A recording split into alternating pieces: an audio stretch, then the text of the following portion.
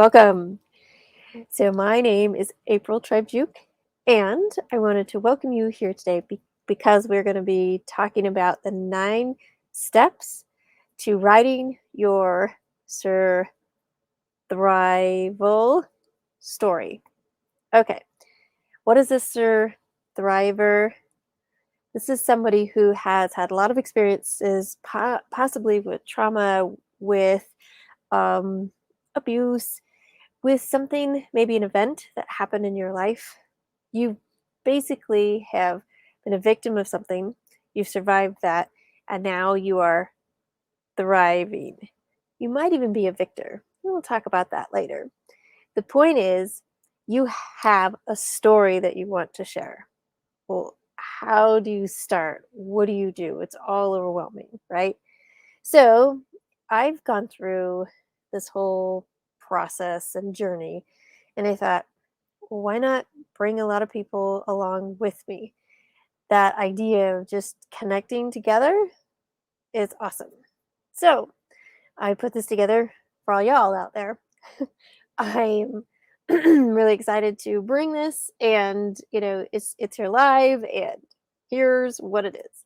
So I will do my best for my deaf audience to sign my signed English as best as possible. I am not a certified interpreter, so I am a mom parent interpreter, and that's all the background about that. All right, ready? Here we go. Okay, so there's 9 steps, and we're going to go into these really in depth and detail. This is just a quick picture of everything. You'll have 9 of them. Who is your who? What is the story? Brainstorming, audiobooks or reading books, an outline, and then there's a hook, there's a headline, there's a first sentence, how to show things, how to not just tell things, and then a recap, and then a call to action. Okay, we're going to go through these in depth, not on this first one, just kind of an overview so that you know what it is we're doing. First of all, who's your who? I have at least 3 avatars that I talk about. And so I've got 3 right here, kind of as an explanation. And basically, this is your audience, your readers. You have this idea, you've had this experience, you've had this story, and you're like, I'm just going to write the book and it will just sell. I love you guys. That's not how it happens. You really have to do a plan prior to knowing who would actually connect with this story, because ultimately, yeah, of course, we would love everyone to connect. That's just not real. It's not the reality. Okay, so who is your who?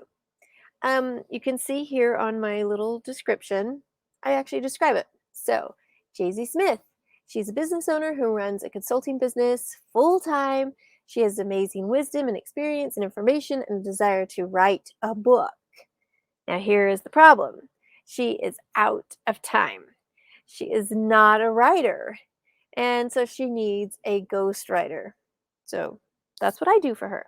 So very specific. Notice that I didn't say a woman who is over 30 who needs help with writing, because that's just like, it's kind of narrowed, but not really. And again, we'll go more into depth of this, of who is your who. Got it? Cool. Next is the brainstorm. Yeah, go back to English class, but don't go to the pain of English class.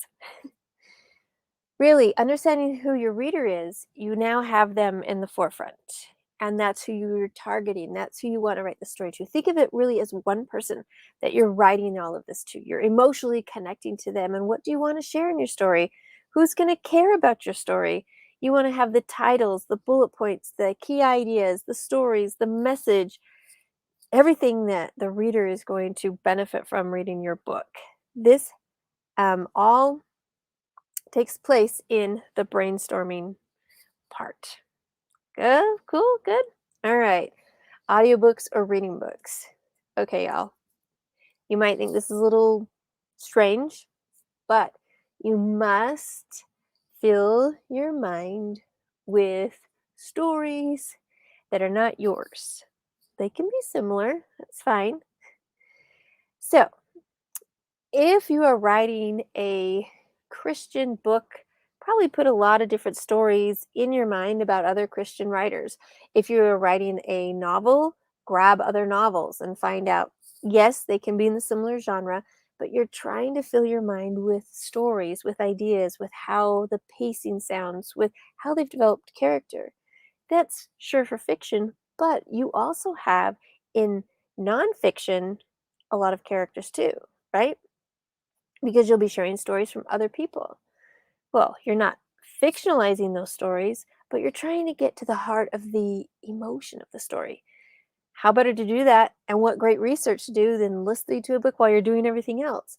And if you're not a listener to books, fine, read pieces of books so that you have more story in your mind to be ready to write this book. Cool? Awesome. Outline. This is the big picture of your chapter. Okay, so you have an overall outline for everything. Then on your chapters, yeah, you kind of have an outline.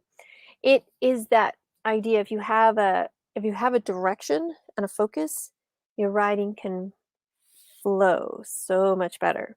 Again, you want to start with a good title, a hook of that sentence, what stories are in it, and what are the benefits and results of reading that particular chapter. Now, for myself, when I wrote my memoir, I wanted to bring them through just like a novel. I wanted them to feel, engage, impact. So my titles, my big pictures, the results led you on to reading the next chapter and the next chapter, like a good novel will. Even though mine was not a novel, it was a memoir. The idea is that's what I was focused on while I was writing each chapter. My second book that I wrote, that has short little stories, vignettes, and the connection of what I learned after each story. So a little different structure, but in the end, you see the results and you're leaving something there for the reader who wants to know what's more, what's next. Cool? Awesome. Headlines and titles, hook them in, be catchy, make sure that they're memorable. You definitely could put down numbers, the top 10 ways to, 3 tips to, and etc. Hook your readers with an introduction. Okay? A lot of people start with a quote. I think it's great to mix it up and start it with dialogue. And, you know, anything that you want to really put something together, you want to have a background to it to help grab somebody and keep the thread going. If you're like in the middle of your book, if you're at the starting of a book, you still need something to hook them in, keep it fresh, and see what can happen from there. The next step, this one's tough. We're great tellers, but remember they're reading. So you have to show them. If you only tell them, it can be bored really fast because it misses the emotional connection. There's a few examples here. We're not going to go deep here because that's in some later training. Next is the recap. So, how are you going to summarize what it is that you shared within a chapter, within a section, or at the end of the book?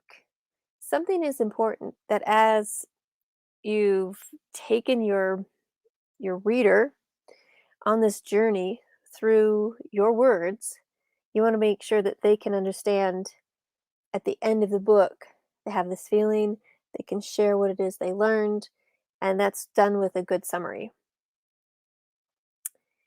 Last of all, call to action, some type of reflection, something to call them to, something to help them further their journey. Maybe you have a coaching program with this book or this idea as a speaker. You want to bring them in so that you can continue to share your story along, other platforms. Whatever it is that you do, a call to action is amazing. Again, if you have something, maybe it's another book that you're selling. It's not a sales pitch, really. It's where you've built a relationship with your reader through the book and your voice through the book. You want to connect them with here at the end so it's not jarring or feeling like deceived at the end of the book. Now they're just trying to sell me something. No, you really want to help them along further through whatever journey that they are going through. and that's a call to action. Is that cool for this cool overview with everybody and everything? Yeah? Okay. Now remember this as this last part. Drop. Okay, put your hands like this. Drop. You want to drop perfection. Because if you're focused on the best, the perfection, all of this stuff, it's actually going to block your flow of writing. It's going to block what you can really give because you're all worried and concerned that it's not going to be the best. It's not going to be perfect. Start. Drop the perfection, and you'll find the answer in your practice. Okay? You're going to trust me with all of that. Cool. Awesome. So, this is again that overview. And we're going to move on to our next training. All right. And in that next training, what we have is your part one of who is your who. You guys ready? Okay, we'll see you soon.